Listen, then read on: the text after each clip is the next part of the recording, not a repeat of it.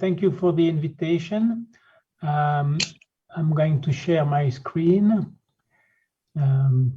Just one moment.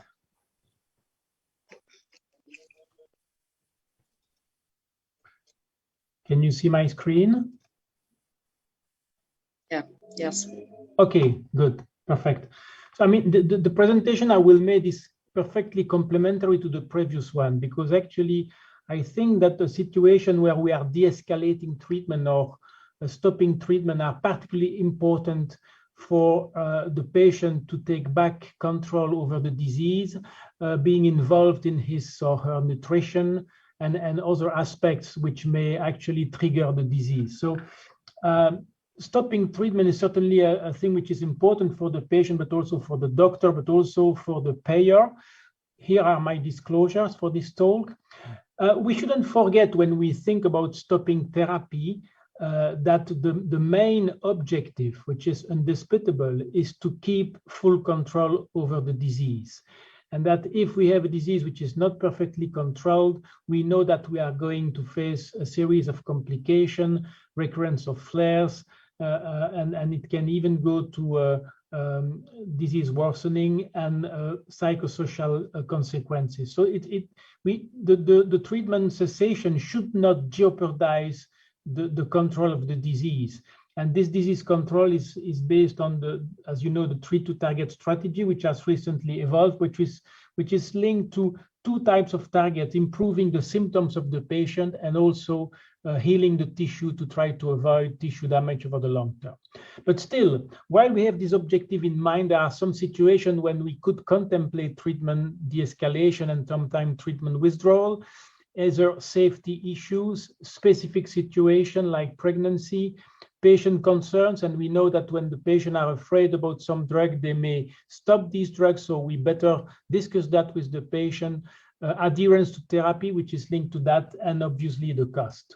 Just as far as the safety, currently among the currently used drugs, certainly the one for which we have currently best documentation of safety issues are purine analogs, with the risk of cancer, for example. It's interesting to see that in this retrospective French study, it was clear that purine treatment was associated with better outcome, but at the same time, it increased the risk of cancer and finally decreased the survival. So if when we treat patients, we improve the clinical condition for a while, but then we impact negatively the survival and have an increased mortality, we don't help indeed the patient. And for some other drug like biologic, the main problem may be the cost, although with biosimilars, we have less impact of the cost of the biologics, but over the last 20 years, it has been shown that with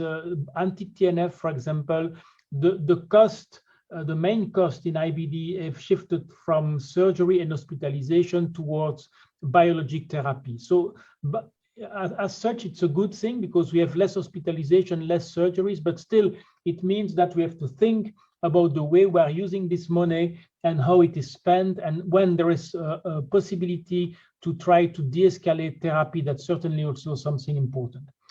But when we think about treatment withdrawal, stopping treatment, we are not naive. We know that the disease has not been cured and that it's rather about cycles of treatment that we should think, which means that actually, if we put the patient in deep remission, sometimes we have a window of time where the patient maybe do not need any therapy.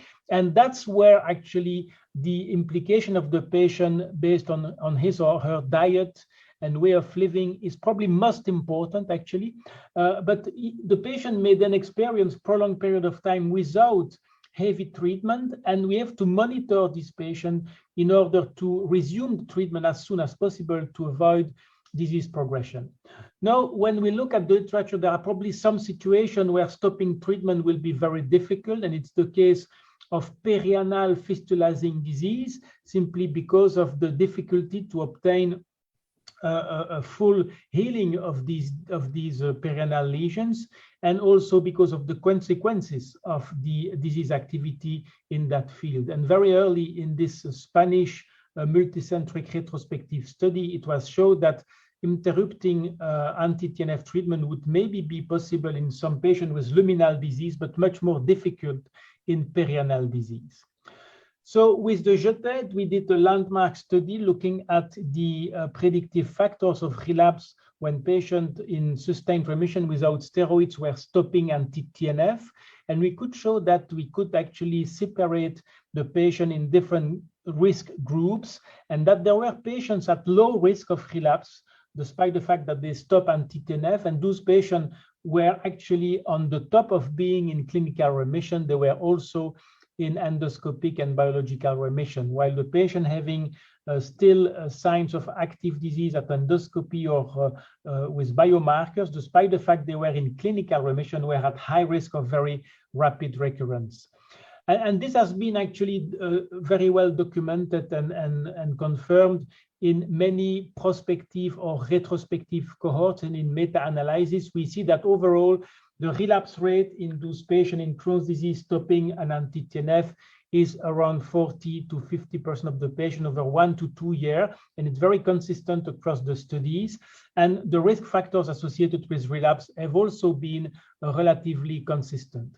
The risk of relapse in ulcerative colitis when stopping an anti-TNF is very similar, around 40 to 50% of the patient over 1 to 2 years.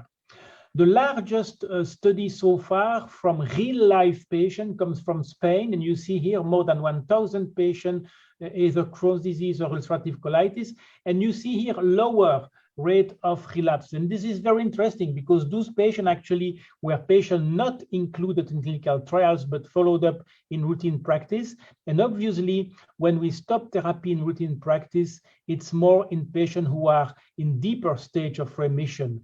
And that's probably why the relapse rate per year was lower in this Spanish retrospective multicentric study, below 20% per year, which is actually reassuring and highlighting the fact that indeed in some selected patients, when you stop your anti-TNF, the relapse rate may be acceptable. So what we see with all these studies is that when we contemplate treatment withdrawal, it's not a straightforward decision. We have to put together a series of information, having a relationship with patient demographic, disease features, treatment history, current disease status, and also patient preference and willingness to accept various risks. And based on this analysis, which is really a case-by-case analysis, we may decide to stop or not stop a treatment at a given time point. The other very important aspect when we discuss how to stop therapy, I think it's what we do after having stopped therapy. And we know that, as I've alluded to, there is an increased risk of relapse just after stopping therapy over 1 or 2 years particularly, which means that we have to monitor this patient very strictly to try to capture an increased risk of relapse. And what we have demonstrated in the STORY trial again is that CRP, blood CRP and fecal calprotectin was increasing 4 to 6 months before the relapse, which means that we can monitor this patient with these markers and try to predict the relapse and sometimes resume therapy before the relapse is there. And beyond that, the good news is that retreating patients with the same drug, and here it was infliximab, works quite well. We know that drug holiday with infliximab has not always been seen as a good option, and it was particularly the case when patients were stopped actually because they were intolerant to the drug or they were losing response to the drug. In that situation, when you retreat the patient, it doesn't work that well. Or when patients have been treated with just short period of time with infliximab and then you stop and restart, it's not a very good strategy. While when you have long-standing remission under infliximab for more than 1 year and sometimes several years, those patients are the best responder to infliximab. And when you stop therapy in those patients, when you have to resume therapy, you see actually that 80 to 90% were in remission in the months after stopping therapy.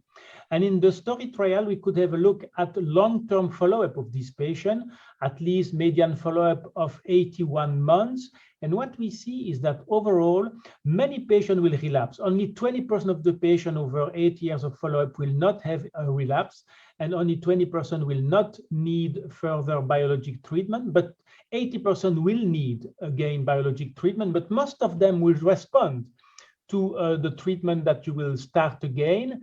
And for many of them, it will be the initial treatment that is restarted. And what we see on this curve is that a small minority on patient only will develop complication leading to surgery or to complex perineal disease, only around 20% over 8 years. And actually, this percentage of 20% over 8 years is probably quite close to the one you would observe in patients continuously treated with anti-TNF, which means that our impression is that when you select your patient for stopping therapy, and when you resume therapy when there is a relapse, and even better if you resume before the relapse is there based on biomarker, then you the risk that the patient will develop complication and need surgery is relatively low.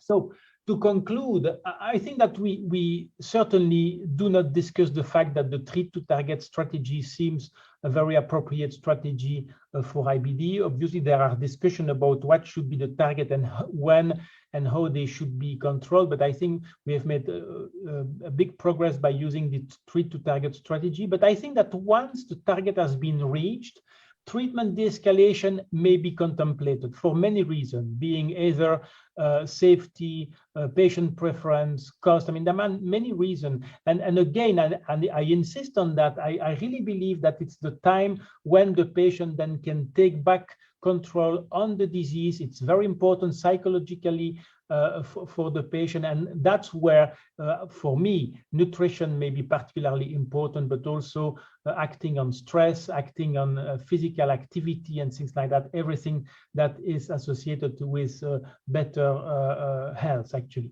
So in this situation, when treatment de-escalation is contemplated, we have to acknowledge the fact that there is an increased risk of relapse, and we should give the numbers to the patient.